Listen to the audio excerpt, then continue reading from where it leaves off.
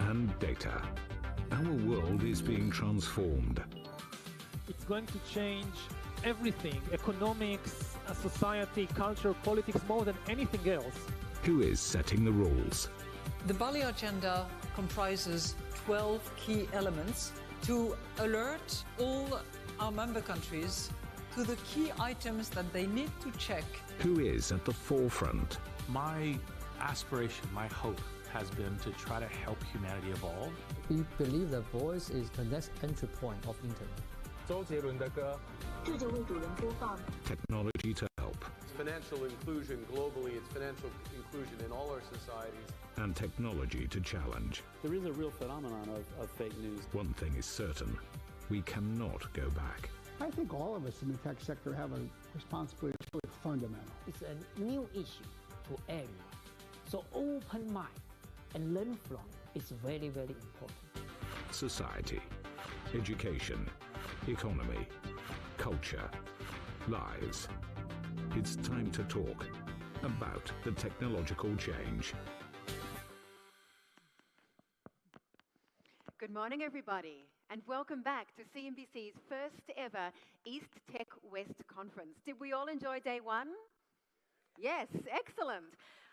I think possibly some of our attendees enjoyed the evening festivities of day one a bit too much, and hence they're having a lie-in this morning. That's a good sign.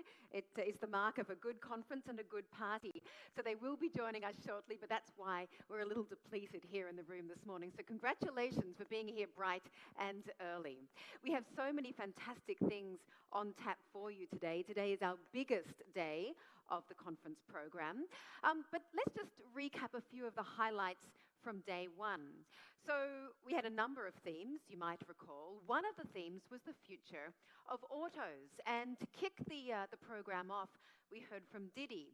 And one of the things that stuck with me was the fact that Didi was talking about the future of transportation being so much more than just plopping a few driverless cars on the road. Essentially, they were talking about rigging whole cities full of sensors so that Internet of Things devices could talk to each other like cars talking to buildings. We also heard from Alibaba Cloud, and one of the key takeaways there was don't fear the machines, because AI, at the extent that it thinks and feels like a human, that's still the thing of science fiction. But of course, it could happen still in the future. One of the other takeaways from JP Morgan Chase was that the Chinese economy may be bending, but it is not breaking. However, I do honestly think the quote of the day was that the Chinese traveler is conquering the world one selfie at a time. So we do want you to continue the conversation with us today. We're going to be hearing from a lot of fantastic speakers, world-class innovators, world-class influencers in their sphere of expertise. Once again, the hashtag is EastTechWest. Keep on tweeting, keep on sharing the conversation on Sina as well. Take some photos, take some selfies. We'll conquer this world one selfie at a time. So without further ado, let's get into today's program. So we're about to hear from someone who is literally racing to the top. Breyer Capital is a global venture capital and private equity investor focused on high-impact entrepreneurs in the United States and here in China. It was founded by Jim Breyer 12 years ago, and we are lucky to have Jim right here with us today. Let's welcome him to the stage, hosted by Jeff Cutmore of CNBC. Thank you. Come on up, Jim. Thanks, Jim. You take that one and I'll take this one. Good morning, everybody. Good nice morning. to see you. Jim, so let's just get straight into it here. I think a lot of people are very interested in raising money, in looking for companies to raise money for. There are a lot of people with just an idea at the moment thinking about how do I take that forward. Give us a sit rep on the state and the health of the Chinese VC industry here, the private equity sector, as it looks at putting money into technology, because all these phrases are running around, the froth is coming off, winter is coming, and so on and so forth. How healthy are things here, in your opinion? Well, like any set of markets, whether we're looking at the public markets in the US today or in China, there are segments that are extremely healthy. There are many more which are undergoing very significant valuation downdrafts as well as consolidation. So if I had to, at a high landscape, describe what's happening, we are no longer, I believe, in a market where people, by expectation, will consider 8, 10, 12% or more per year, many times after tax, to be a ballpark estimate of what they're trying to do for their funds, whether it's a private equity fund, whether it's a venture capital fund, whether it's an endowment. And I think what we're going to see in December and January is a more profound change in what expectations should be than we've seen certainly since 2010. We must remember a lot of the very best and successful venture capitalists since 2010 perhaps graduated from college in and around then and have had 8 bull years of investing. In China, it's been compounded by 8 bull years where a lot of money came from R&B funds, from state funds, and so there has been an abundance of capital with an abundance of opportunity. And these kinds of trends generally don't last, and in many cases they end badly. Clearly there is money for the right companies. I mean, as we sit here, Horizon Robotics just managed to find $1 billion. Yeah. So there is plenty of money for the right kind of businesses. But how do we differentiate between the winners and the losers at this stage? Is it by sector? AI vs robotics vs autonomous cars, or is it just the nature of the business and the principal who's running it? Well, I've been to China this year alone this is my 7th time this year in China. And I spend most of my time in China and the US, and most of my time looking at new investments where the underlying platform is a set of artificial intelligence platforms and cloud services provided by Alibaba, by Google, Amazon, Microsoft. I'd offer a couple comments. In the United States, the very best AI and machine learning talent is being recruited now as freshmen at the top universities. That's never happened before. They are being recruited just like a pro basketball team will start looking at high school and first-year students at college. They are getting enormous pay packages. They are encouraged to finish school. But these are the Messis, these are the LeBron Jameses, if you will, of the world of artificial intelligence. So one of the trends we see in the US, the so-called FANG stocks, are recruiting the very, very best artificial intelligence talent. And they're not always working on the latest consumer web service. Many oftentimes they're working on very specialized applications. Google and Apple both have significant AI healthcare opportunities that they're recruiting heavily for, in some cases out of medical school. These are gifted young individuals. And I try to recruit these same people maybe a year later, or maybe 2 years out of Apple and Google and Amazon, where they want to change the world. They want to have a mission-oriented company. They have extraordinary talent. They are getting the equivalent of $400,000 or $500,000 annually, plus equity. They're 25 or 26 years old.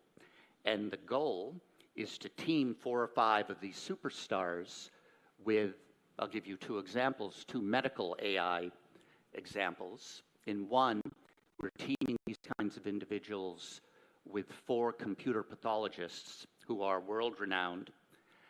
One of his students just won a Nobel Prize at Memorial Sloan Kettering in New York. So you're trying to create from the get-go interdisciplinary cultures that were not attempted 10 or 20 years ago.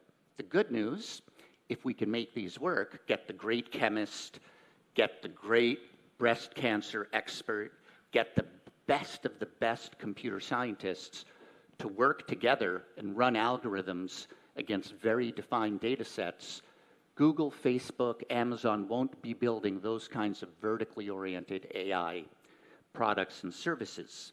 This is human-assisted AI, which will help nurses and doctors give better diagnoses to their patients.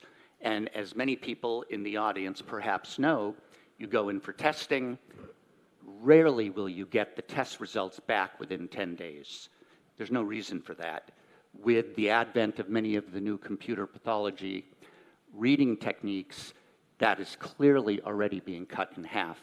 So as consumers of medicine and healthcare services, in many cases, we will be very significant beneficiaries, both from an outcome standpoint and an efficiency standpoint, and a second opinion standpoint, in areas where they intersect.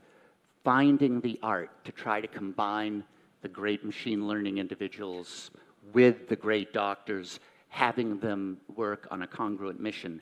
That's part of the art of venture capital, Sure. But that's in short supply. Sure. What is your advantage here in this market, do you think, over a local VC? Well, I've been investing in China since 2002, and I've had a team, IDG China, it is called IDG Breyer Capital, since 2005.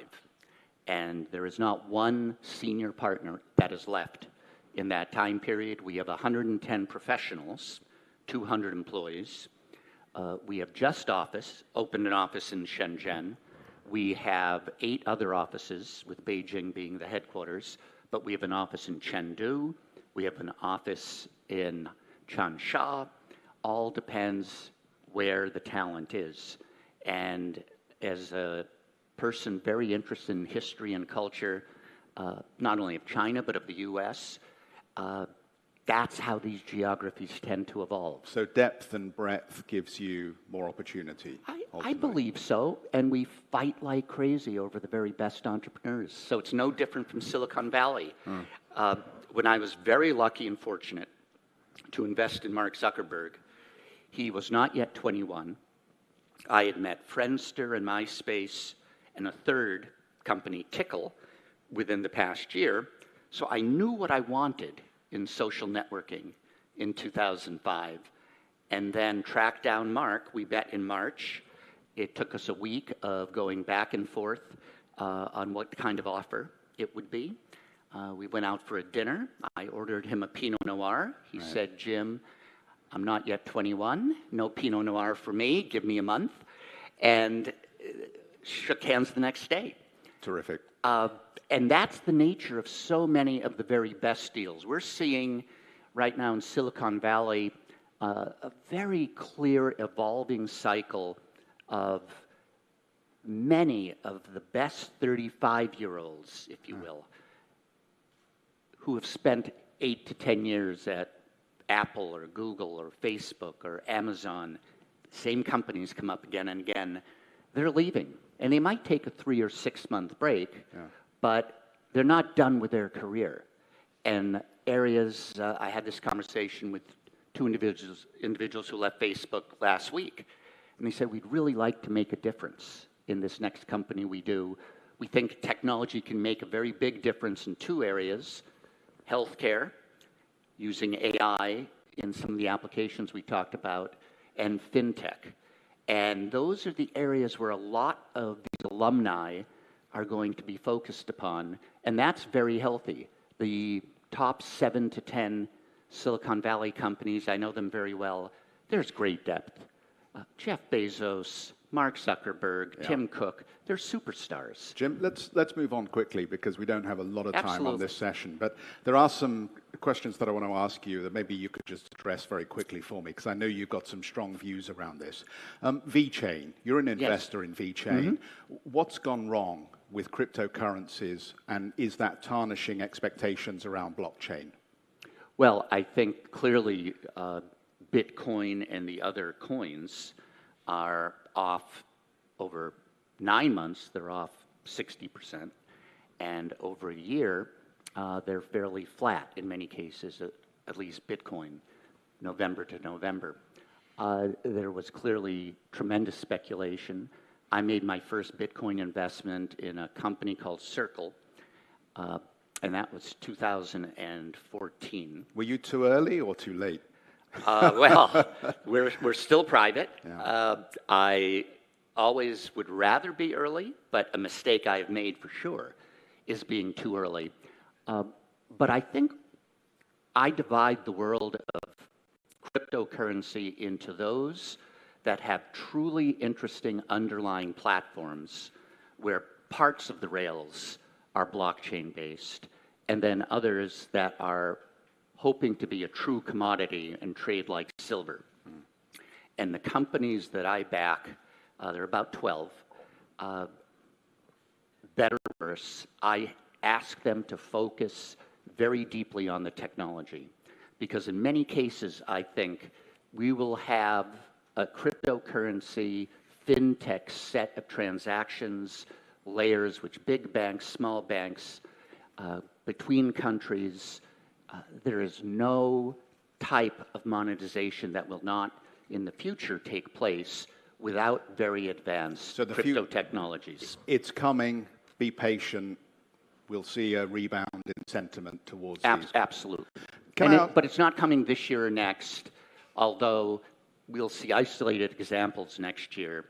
But building the rails and the technologies, whether it's in the EU, whether it's whatever happens with Brexit, the UK and its trading partners, every week we hear about a potential trading relationship, a new one, Russia and China, for instance.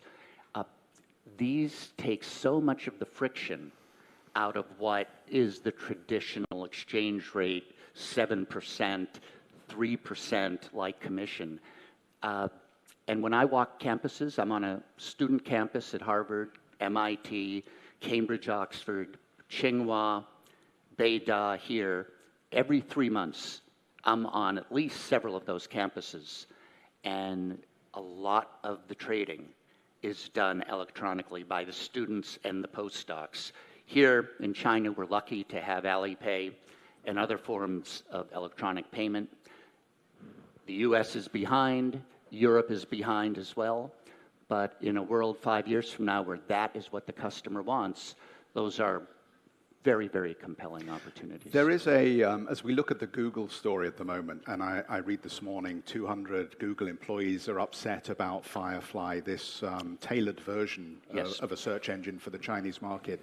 It continues to raise this idea that we're going to see the Chinese internet go in one direction and Chinese technology in one direction, and the rest of the world will be heading off in another direction without the kind of convergence that we might have expected a few years ago. Is that how you see things happening, or does something change and we get these two meeting together? Because it seems any Western company that says it's going to build a model for China immediately becomes a target of criticism. I see it evolving in that way, but I'm an investor, and so I wouldn't bet a fund on specifically one direction or another. There will always be changes, but if we look at it with wide open eyes, the last 20 years, 25 years, when I started making investments in the internet in 1994, 1995, if we look at the outcome, it is a US-dominated, US-centric, worldwide internet, with the exception of 4 to 5 Chinese internet companies. And that is, it's almost astounding. It's at the system level, the semiconductor level, the hardware level, and of course at the consumer service level. And I think the Europeans, rightfully so, when I go to Europe twice a year, will say we don't have a chance at this point to outcompete Google and Facebook. Therefore, if you want to serve German customers, cloud services, the data, all must be within the boundaries of Germany. I don't think that works. I think so much of our trade is global.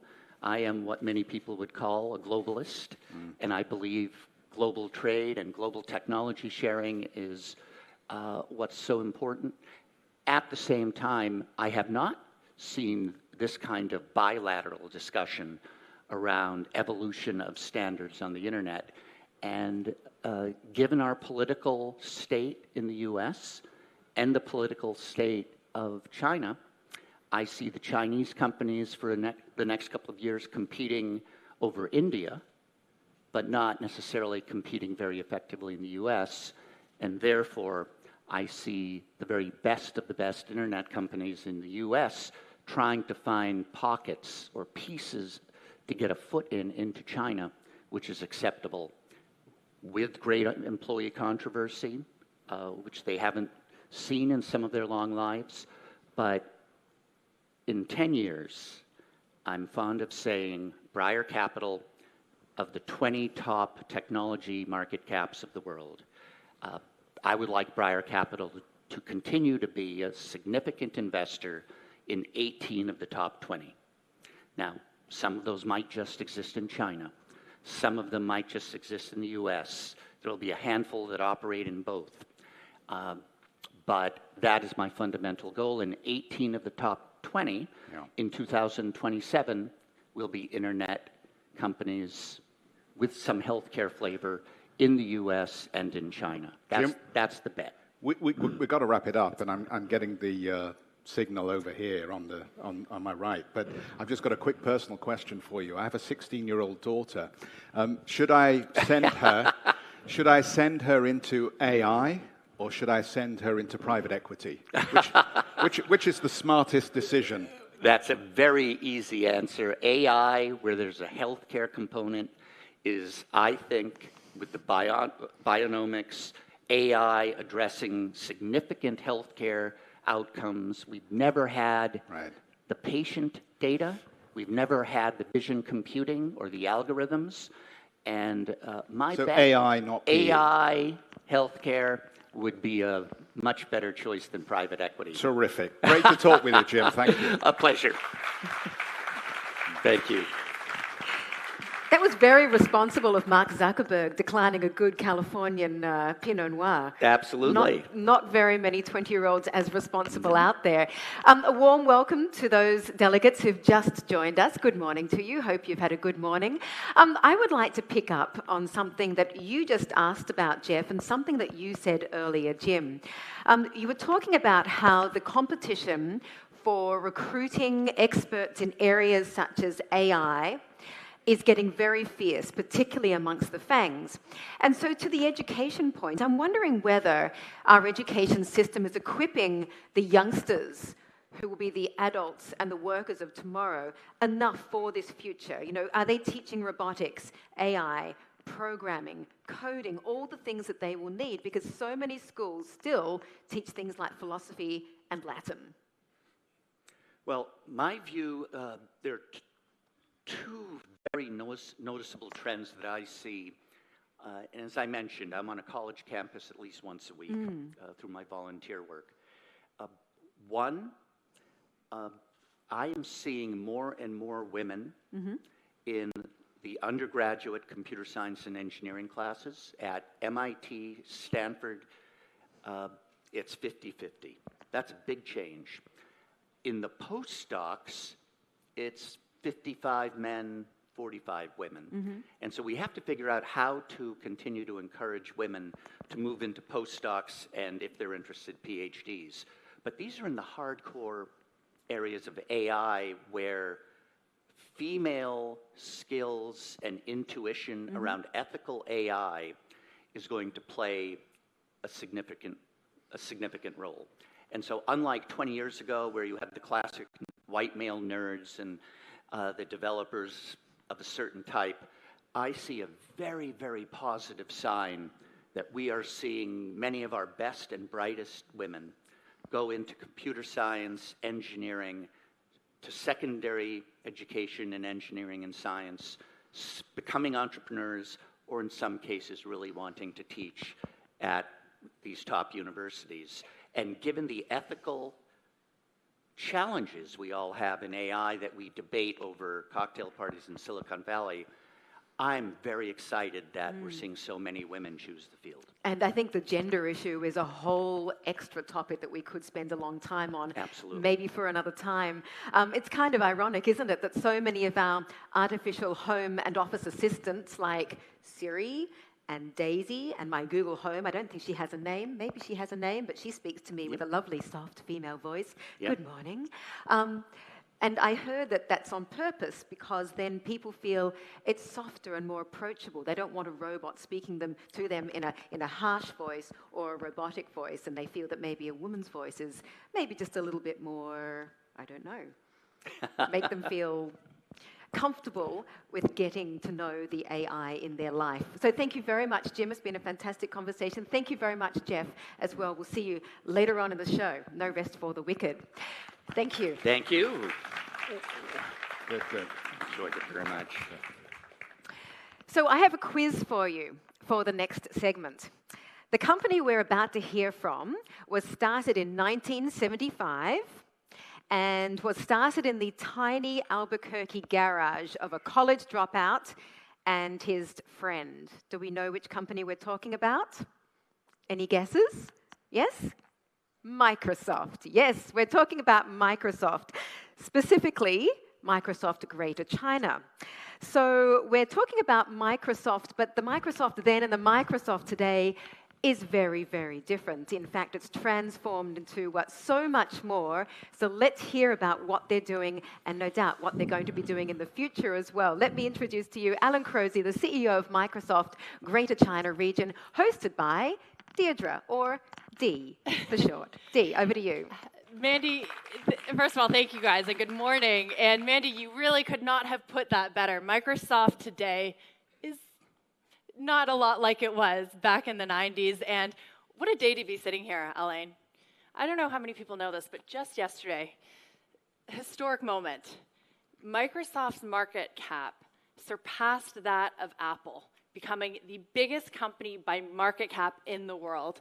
Who would have, I mean, it's been a lot of back and forth over the decades. But Elaine, when Apple surpassed Microsoft back in 2010, the New York Times described the moment as the end of an era and the beginning of the next one. Do you think we're at a similar moment? Well, you know, I've been 25 years with Microsoft. And very interesting enough, you know, if you go back 10 years, and if you look at, it's not a question of number one, or Microsoft was in the top 5. 10 years before, we were still in the top 5.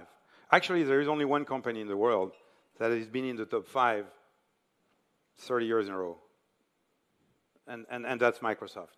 Mm-hmm. So I think, you know, as Jim said, evolutions are happening and reinvention are happening, and I think we are right now in the middle of a big reinvention. And as you said, you've been with the company for 25 years, so your faith could not have wavered as much as some others, but certainly in the media, there were doubts that Microsoft could turn things around, and it is a very different company. It used to be all about Windows. Now, Windows, Xbox, and Surface make up just 36% of Microsoft revenue. You look at some of the other big tech companies, and by the way, guys, Microsoft market cap is more than that of Amazon and Alphabet. Just have to note that. 86% of Google's revenue comes from advertising. 60%, nearly 60% of Apple's revenue comes from the iPhone. Microsoft has actually done a better job diversifying itself over the years. What drove that? Tell us a little bit about the businesses now that have increased that shift. Yeah, so the first thing is we did a very big shift to the enterprise. And of course, to serve the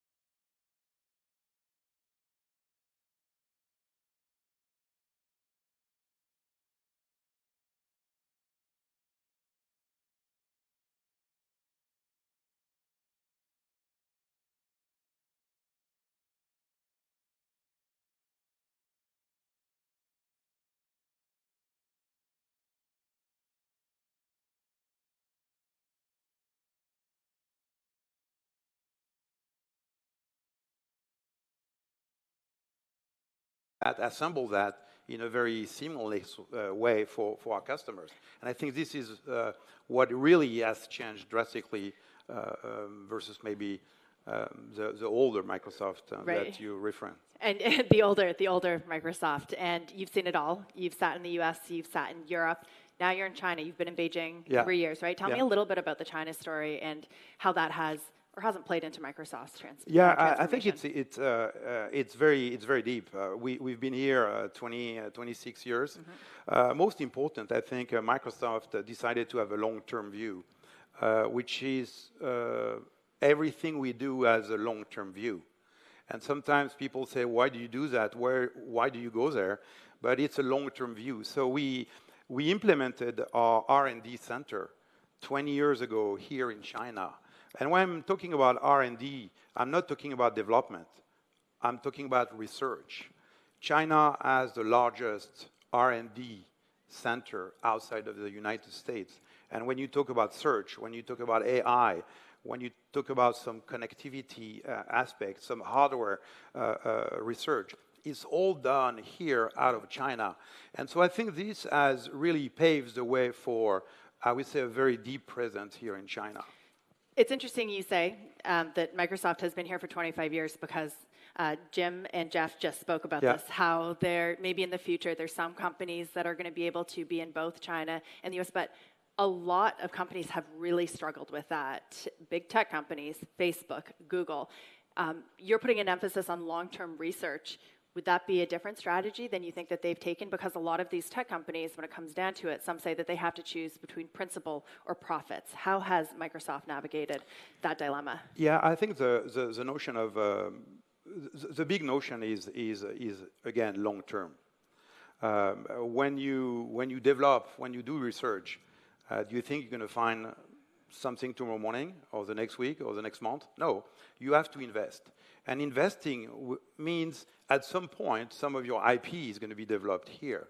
So you need to not have this fear that everything is going to go the negative way. I think that's a very important one.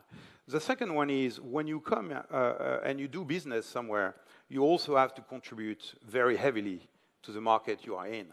And contribution is not just doing business. Is how many people today are leading some of the most famous Chinese companies that came from Microsoft. You look at ByteDance today and TikTok, 450 million active users. Well, he went through the Microsoft R&D center. And so what's important is you are here also to develop the ecosystem.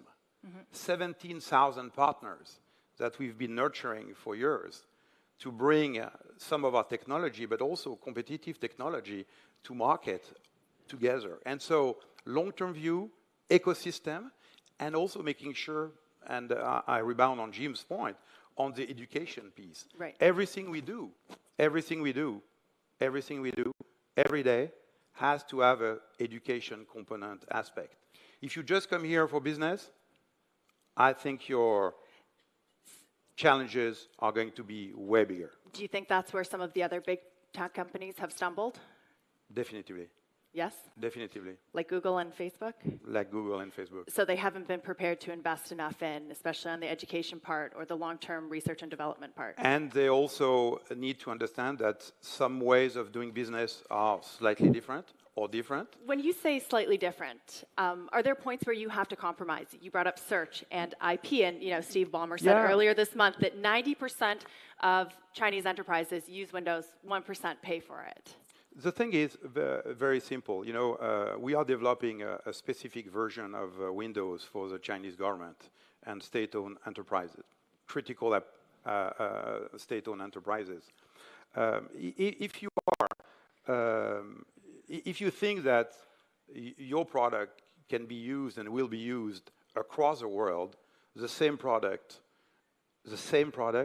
I think today it's not going to happen anymore in some areas of the business. Why? Because some government, and it's not China, it's China and many others, want to have some protection. Right. They want to make sure that if they bet on an operating system or on a cloud, which are the two largest components of any strategy, then there is a way to make sure that you can control what is being done in those spaces. And so I would say that you have to make some compromise, you have to adjust, and you have to work hand-to-hand with the customers, no matter if they are China, Germany, Croatia, or Brazil. When you talk about the Chinese government, though, and you talk about compromise, do those sometimes compromise principles that perhaps Microsoft holds in America, things like security and IP rights? Is that the cost of doing business in China?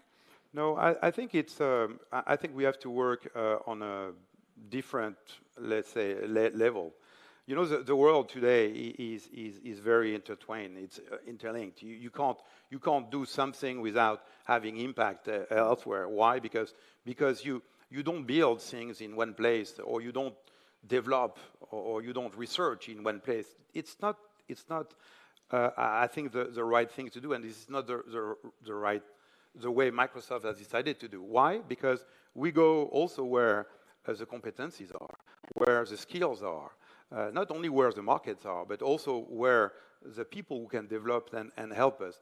And so you have to really work in an environment where you're not going to be in a contained environment. You're going to have to work with your neighbors, and they may not behave, they may not react policy the same way. I think you have to just be able to navigate through that. And again, be very patient. Yep. Be very patient and just focus on the long term. Let's talk about what's going on right now. The relationship between China and U.S. is evolving. It's changing. We're at an interesting point right now, and really tech, it feels, has become this bargaining chip in talks between the United States and China. Does that affect Microsoft's strategy at all? Partnerships with Huawei, which the U.S. government has identified as a national security concern, your contracts with the Chinese government. Has that changed anything? Are you thinking about that? No, it's a very interesting comment. I just stepped back and I said, how much we've accomplished in the past 2 or 3 years. I think we've accomplished a huge amount of progress. And so I see that. I know that, people will sit around the table and intelligent people will find a way to, I would say, to resolve their difference. That's the only thing I can say. What I can tell you is that, our activity in China has never been as great as it is today. No matter if you are talking about operating system or you're talking about cloud, where the notion of data, the notion of, residency and all that. No, we do have very strong relationship with different partners, because China is not only a set of partners. Everybody wants to talk only about the big guys from the internet space, or from I would say the hardware space, like the Huawei or the Lenovo of the world. But think about it: you have 20, 30, 40 companies that are just 1 inch behind, that offer, I would say, tremendous opportunity for great partnership, and this is the route Microsoft is taking. So you're not worried about sort of these tensions and escalating talks between, or escalating tensions between the two leaders of both countries. You're not worried about that affecting Microsoft's business? No, because again, I think the contribution of Microsoft to China has been unbelievable. If you take the top 20... The president doesn't care about that, though. No, he cares about the contribution. It's fine, but I think I think it's important to look at the contribution you are making to the country. If you take the top 20 companies, internet companies, hardware company in China, 80% of them have either a CTO or a lead technician that comes from Microsoft. And so I would say, again, what has been decided by Bill Gates and the predecessors of Satya, I think is putting us in a special position. Now, you know what? I don't have a crystal ball, and I know in 2 days or 3 days we're going to have some news. Some more. But I'm not really very concerned about well, that. there's one thing that President Trump said in an interview earlier this week, and he said that tariffs could be placed on iPhones and computers. Microsoft makes Surface products here in China. How do you view his comments? How do I view his comments? I think the world is big. It's big. You have a lot of consumers of Surface, and China, by the way, is our largest market now. The largest. Okay, one. Yeah. So I think at the end, people will not touch what's going to impact innovation, and the U.S. will not impact innovation because this is what the United States is all about. And so we can meet in a week from now and we'll learn more, but I'm not worried. And by the way, his comment was very clear, but I saw that Apple market cap went up, like half an hour after his comment. So right. So you think it may be the art of the deal, negotiation. We'll see where it actually goes. That's what you're saying? We'll see.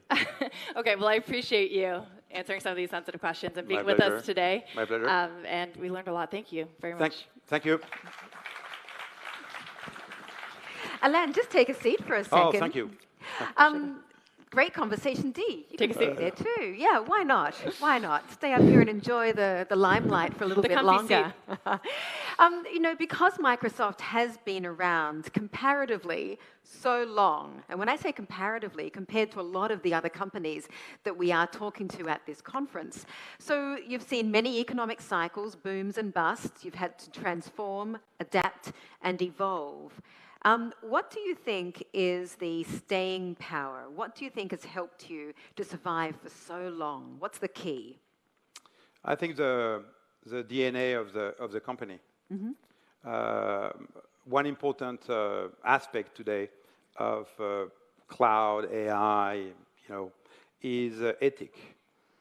It's what technology can do almost anything, but what technology should do is more important.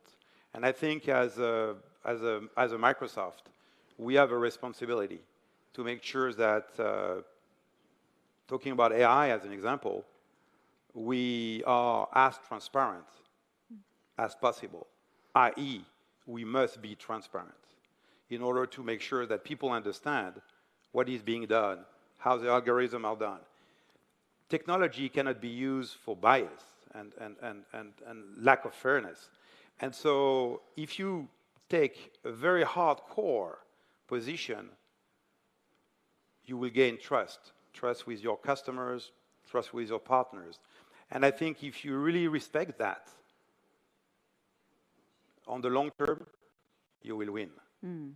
If you don't respect that, you may have a good time for a certain period of time, and then I think the wind will blow in a very different direction. So ethic, how you play technology, how you assemble the technology, how transparent you are, how responsible you are, and at some point, one day, you have to say, I'm not going to do business with this company.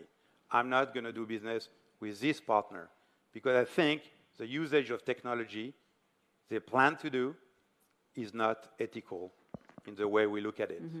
So ethics and trust and customer loyalty, some good basic it's a foundation, tenets for it's every a foundation company. to be still here on top of innovation, of course, in the next many years to come. Well, we look forward to continuing to continue to watch your transformation. Thank you very much for joining.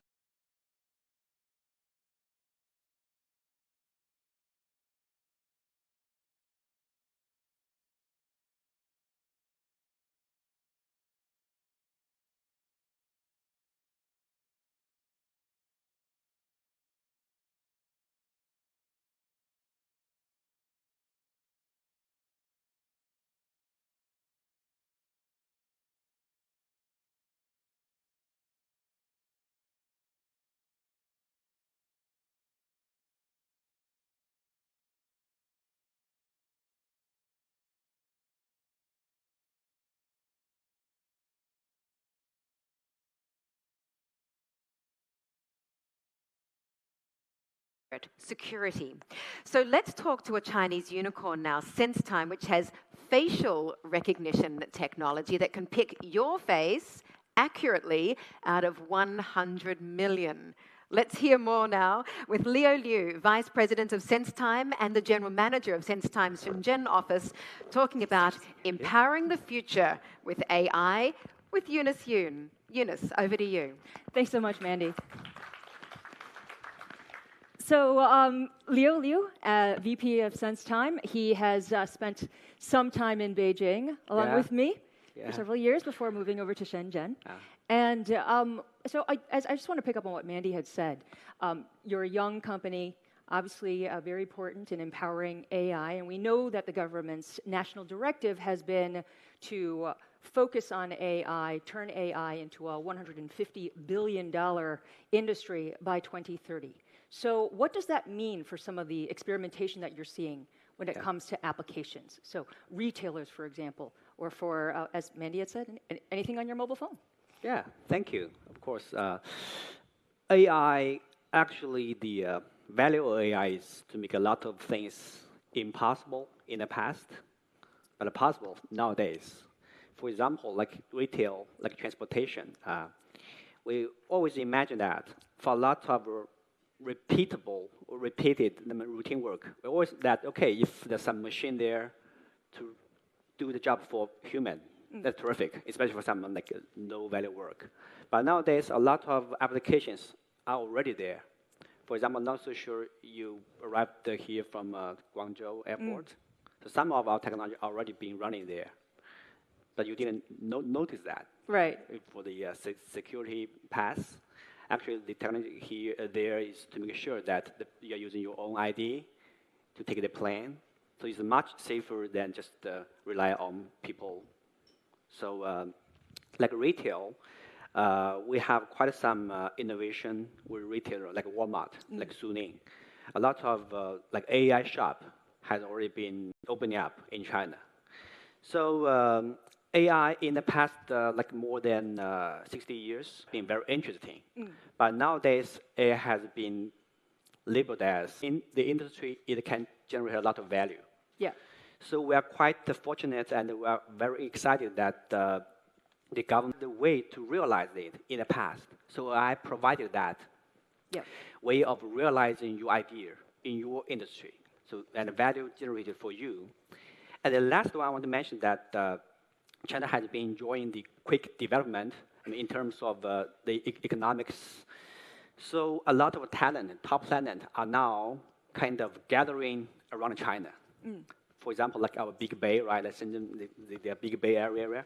A lot of talent is coming back, and take our company, for example. We have a staff around 2,000, but we have more than 150 full-time PhDs, young companies. So they are continuing focused on the advanced technology, and we got this technology, the algorithm, the technology, to the specific industries, and the value will be generated there.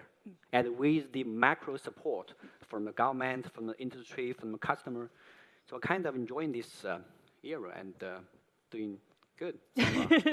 Not so bad. Well, I've heard that quite a bit, actually, especially when it comes to when people are comparing, say, Silicon Valley and China, and various parts of China that are working in AI. That in the United States, there's a lot of really solid technology, but here in China, it's where all the applications and experimentation is. And that's a big advantage. And part of that is because of the data that is here. I was reading an interesting stat that Chinese companies collect data on 1 billion active mobile phones. That's a lot of phones and a lot of data. So what kind of position then that does that allow you to be in, as well as other startups? Okay. In terms of data, I think we need a clarification here. So data, of course, is kind of a key success element to have advanced AI technology. So, but the data are actually collected and used in different scenarios. For example, when doing the learning or training of AI, a lot of data actually are obtained from the internet with the permission from the user.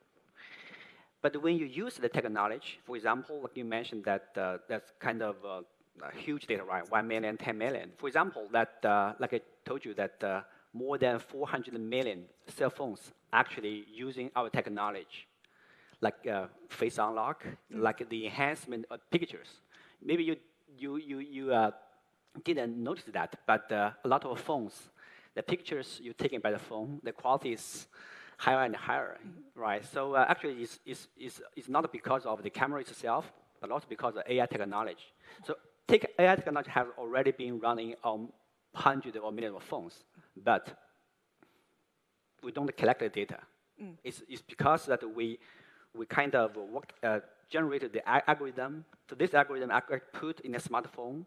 The phone by itself are using this technology. So because of China has been enjoying the advantage of kind of going the mobile internet era quite quickly. We skip the PC era. So this kind of flexibility and a huge amount of internet user and the spirit of innovation kind of have give us the scenario to apply our technology to this huge market. Now you made a point to say that you do not collect the data. And there is a lot of concern about privacy issues when it comes to AI, especially with facial recognition or any other type of body recognition technology, like either with your hand or with your eye. So do you worry about a pushback from consumers or from anyone else about because of privacy issues? Yeah. No, actually not. Actually, on the contrary, not. Because give you a very specific example. As a staff, of the same time, we don't have a working badge. Because the purpose of badge is to open your door, right? When you go to your office every day, you need a badge to walk in the door. We don't have a badge. Our face is our badge. So if you want to go to the office, to work in time, overtime, you don't need to bring a badge. Take this scenario, for example, the employee in our company, they know that. They're using their face to open the door. And they all, of course, permitted that. Because you're going to your office, you use your face to open the door. It's more convenient, it's fast, and it's more secure. But these are a very selected group of people who all want to work at your company, so they would feel more comfortable with the idea of having their faces scanned. Yeah. No? So my point is that we don't collect or use the data without the permission of the user. So as long as we get the permission from the user, and the user will, of course, enjoying the value generated by AI, and when they get used to use the AI in their everyday life, they actually like the AI technology more and more. So that's kind of for the past more than 4 years. We're actually just celebrating our 4 years birthday this week. So for the past 4 years, we have signed almost more than 700 business customers and hundreds of millions of users. So the feedback from the customer, fantastic. They have been enjoying the convenience, the safety, the smart life generated by AI technology. And I think that's what makes a lot of sense, that you see the convenience and the security as the benefits of AI, in particular of facial recognition technology. Of course, there is a trade-off, as I said, with privacy. I wanted to push back a little bit and also ask you about the accuracy when it comes to facial recognition technology, because obviously the technology is getting better and better, but it's not perfect. And if you're talking about applying it to a lot of different areas, either with, to try to help with the bureaucracy, or here in China, the national ID system, or trying to use it as a way to withdraw money, say, for example, then you have to make sure it's pretty accurate, right? Sure. Actually, accuracy is kind of milestone event in the history of visual intelligence. So why Time is kind of founded in 2014? Because a kind of milestone event happened in that year. In the specific data set, it's a kind of international data set. It have more than 1 million faces. So the theoretical accuracy of human performance is kind of around 97%. So which means that in that data set, a lot of face picture there. If it's a normal human being, you will make 2 mistakes for 100. I mean, kind of verification. But in that year, in 2014, the algorithm for sense time, for the very first time in the history of human, or in human history, the accuracies beat the human performance. And nowadays, for example, when you use your ID to go through the security to take an airplane, it's a normal people, right? The security guard is compare you to your ID photo in your passport or your ID. It is accurate, but it's not so accurate. So, because we're human beings, right? Yeah. The theoretical accuracy is almost 97% accurate. So it's better than the human eye.